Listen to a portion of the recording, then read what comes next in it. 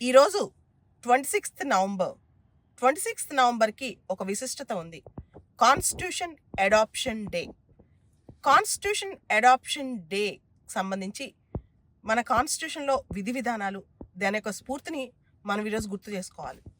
మన రాజ్యాంగంలో పీఠికలో అంటే మన ప్రియాంబుల్లో this 26th day of November 1949 adopt, enact and give to our selves this constitution అని ఉంది. ప్రతి సంవత్సరం 26th నవంబర్ మనకి ఒక రిమెంబరెన్స్, దాంతోపాటు ఒక గోల్ సెట్టర్ అనమాట. అసలు ఏంటిది?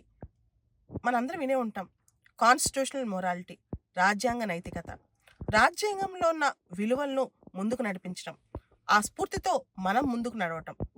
ఏంటా విలువలు? ప్రజాస్వామ్యం, ఉదాహరణకి డెమోక్రసీ అనుకోండి, దాన్ని ఇంక్లూజివ్ డెమోక్రసీగా మార్చడం, అన్ని కులాలు, అన్ని మతాలు, అందరినీ డెమోక్రసీలో భాగస్వాములుగా చేయటం. అదేవిధంగా సోవరినిటీ, సార్వభౌమాధికారం, దేశం యొక్క సార్వభౌమాధికారం ఎవరితో పణంగా పెట్టకుండా మనం ఇండిపెండెంట్గా మన దేశాన్ని ముందుకు తీసుకెళ్ళగలగటం. అదేవిధంగా సెక్యులర్ వాల్యూస్, మీకు తెలుసు లౌకిక తత్వం అనేది దేశంలో చాలా ఇంపార్టెంట్. ఒక్కోసారి దానికి ఛాలెంజెస్ ఎదురవుతూ ఉంటాయి. దాంతోపాటు సోషలిజం, అవుననుకున్నా కాదనుకున్నా పేదవాడిని దృష్టిలో పెట్టుకునే మనం అన్నీ చేయాలి. వెల్ఫేరిజం అనమాట, వెల్ఫేర్ స్టేట్ అనే కాన్సెప్ట్. గాంధీ గారు తలిస్మాలో కూడా ఒక మాట అంటారు, recall the purest and weakest man's face which you have seen in our life and go forward and take the decision అని. అంటే నువ్వు ఒక నిర్ణయం తీసుకునేటప్పుడు అత్యంత పేదవాడిని తలుచుకో అని చెప్పి. అదేవిధంగా రిపబ్లిక్, గణతంత్ర దేశం. And social, economic and political జస్టిస్ని సామాజిక, ఆర్థిక, తర్వాత రాజకీయపరమైన న్యాయం అందరికీ అందించడం. ఈక్వాలిటీ, సమానత్వం, రూల్ ఆఫ్ లా, నువ్వు ఎంత గొప్పవాడైనా చట్టం నీకన్నా గొప్పదే అనే స్ఫూర్తిని పెంపొందించడం. దాంతోపాటు లిబర్టీ, అంటే మనిషికి స్వేచ్ఛ కన్నా ముఖ్యమైనది ఇంకోటి లేదు. థాట్ అండ్ ఎక్స్ప్రెషన్, మనిషి యొక్క భావాలకి స్వేచ్ఛ, మనిషి యొక్క అభిప్రాయాలకి స్వేచ్ఛ, అంతకుమించి మనిషి యొక్క కాన్సైన్స్కి స్వేచ్ఛ అనమాట.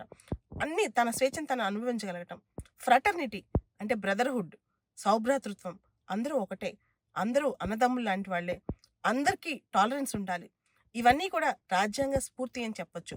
రాజ్యాంగంలో ఉన్న వ్యవస్థలకి, రాజ్యాంగ ధర్మానికి, రాజ్యాంగం పట్ల గౌరవం మనం కాపాడటం.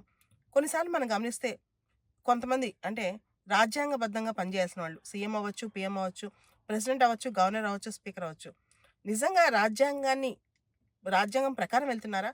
రాజ్యాంగాన్ని అతిక్రమించి పనిచేస్తున్నారా? ఉదాహరణకి ఒక నాన్ మనీ బిల్ను మనీ బిల్ అని సర్టిఫై చేసే విషయంలో, లేదా గవర్నర్లు బిల్స్ పెండింగ్ పెట్టే విషయంలో, లేదా మంత్రులు కానీ సీఎం, పిఎంలు వీళ్ళందరూ కూడా నిజంగా వాళ్ళ పదవిని రాజ్యాంగం ప్రకారమే 100% వాడుతున్నారా? ఒకసారి ఆత్మ పరిశీలన చేసుకోవాల్సిన రోజు. అదేవిధంగా ఎన్నికలు వస్తున్నాయి. ప్రతి ఒక్కళ్ళు తమ ఓటు హక్కును వినియోగించుకుని ప్రజాస్వామ్య విలువల్ని నింపాల్సిన రోజు అనమాట ఈరోజు. సో ఒక్కసారి కాన్స్టిట్యూషన్ అడాప్షన్ డేని జరుపుకుంటూ రాజ్యాంగంలో ఉన్న విలువల్ని, రాజ్యాంగంలో ఉన్న నైతికతని ముందుకు తీసుకెళ్దాం.